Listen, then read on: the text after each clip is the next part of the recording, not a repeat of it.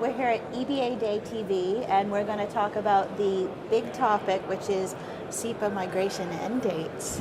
So I'm here with Michael Thom from the European Commission and from Wiebe Ruttenberg from the European Central Bank.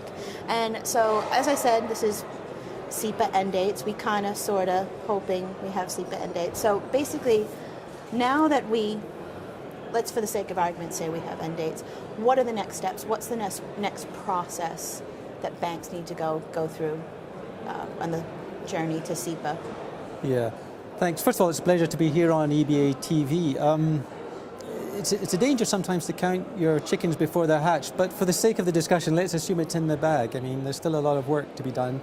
I think what we have to move on from is with Sepa. I see for banks, you have the chance to create a secure, integrated platform for the provision of value-added services, where I think banks can provide profitable services to their customers. I'm thinking of things such as e-invoicing or e-lending, e-factoring, and in fact we've been delighted with the support we've received from EBA on e-invoicing. So that's what I think should be the next thing. Payments, I think, will become a commodity type business, and it will be important. Yeah, and I think with Sepa in place, you have a chance to really provide profitable value-added services for banks. That's the strategic opportunity. I don't know if you would agree with that, Wiebe. Oh, yeah, certainly I never disagree with the European Commission, of course. But I would like to add some points to it, because I would like to stay a little bit more close to the basic payments instruments. Of course, the end date regulation is only about direct debit and credit transfer. And I think we should certainly not forget the cards.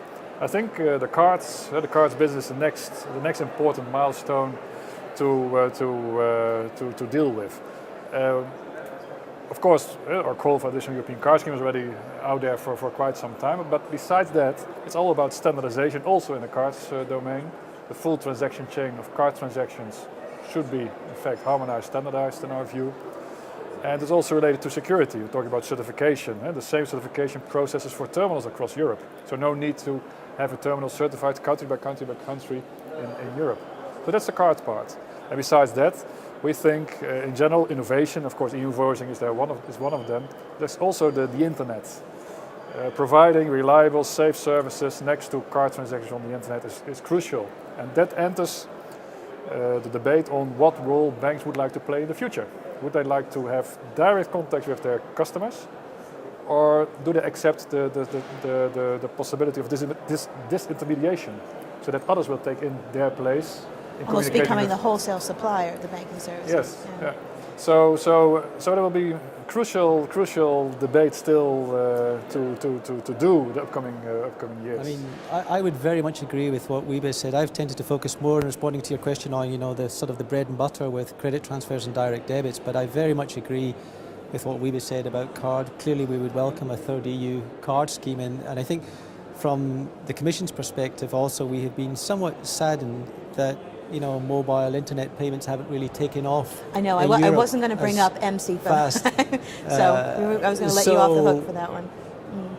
Very much agree with what Wiebe says. Yeah. I wanted to move on to corporates, because I know this is a banking conference, but corporates get a lot of talk, and so there's been a lot of criticism on Sepa that there hasn't been enough communication given to corporates about the benefits of Sepa. How do you handle that? It's true and it's also not true. Of course, it's also what you would like to hear, as a corporate. I think already for quite some time there's a lot of information outside. Sepa is not a secret, and Sepa is coming. But of course, on the other hand, if you would like to do an effective communication, is it as a bank towards your customers, your corporate customers, or is it maybe even also as public authorities towards the wider public? You cannot communicate if you have no end dates. And that was the chicken and egg discussion about we should communicate now and telling people what is upcoming, or should we wait before the end date is there? But then, while having the debate on end date, people were saying, look, but what is it about? So we cannot decide on an end date before we know what it is. And I think we have now probably come to the point that indeed the end date is there, will be there in the near future. And now we are coming to the point that we indeed can start really to communicate on Sepa. We had a Sepa Council meeting a few weeks ago. There also, it was really underscored by all the members of the Sepa Council that they have a responsibility in communicating on Sepa towards their constituencies, towards their members. So the corporate, the organization of the corporates, should communicate to their corporate members about Sepa, what does Sepa entail, what they have to do. The same for the consumer organization, for the banking associations. And of course also the public authorities have to take their responsibility in communicating about Sepa. Yeah, I think it's absolutely true. It's very difficult to communicate without the end date, and I think the prospect of having the end date regulation agreed between the Council of Member States and the European Parliament is very good, and we should have the regulation hopefully sometime this autumn. Maybe just one sort of additional point I'd make. We've not been too concerned, I think, from the Commission's perspective with corporates. We're also concerned about there should be more communication to consumers. In some individual member states, we're a little bit concerned that the difficulties, or rather, the extra work involved in using IBAN and possibly sometimes BAKE has been exaggerated. Yeah, and, I did an and there interview. may be some consumer concerns there, and I think it would help if people communicated and explained, how the IBAN is built up from the existing national bank account number, and it's not so easy for direct debits. It will all be done automatically. Your home banking account, your bank will automatically update your file of existing PEs. But there is a concern. So just to, I agree with what Wiebe said about corporates, but I also think it's important not to forget the consumers so that we don't have a backlash. Yeah, I did an interview with Ruth Wanderhofer from Citi, who's well known in the sort of SEPA comment, and she said SEPA should have done what the Euro did in Europe, do billboards, do metro ads, and to push the benefits of it. I think there was a big difference with the Euro changeover when we got the Euro banknotes and coins in 2002. And with the Sepa project as it is now. At that time, really, the man in the street, the normal consumer, there was really something to have in your hand, tangible. You can feel, look, till. And of course, with Sepa, it's electronically. It's about a bank account number. It's very difficult to communicate. So we have, of course, also discussions within the European system of central banks on how to communicate. And I think generally the approach is much more taken.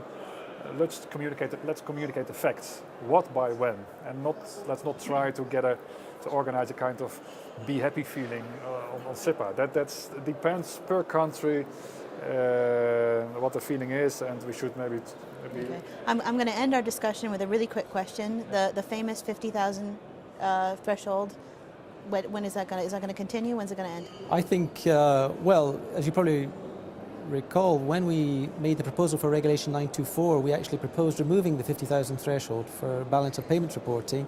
It's not currently in our proposal, but it's in Parliament's. The rapporteur Sarah Saya has brought that up. I think that's something that we would welcome, and we'd welcome not just in relation to balance of payments, but also in relation to price equality for cross-border payments. So, yeah, we'd welcome that. Makes sense in an integrated market. I have a very clear, simple view on this. It's, I think fully aligned with Mike's. I cannot understand why we need this 50,000 threshold if we have an integrated market in Europe. It makes no sense. Full stop.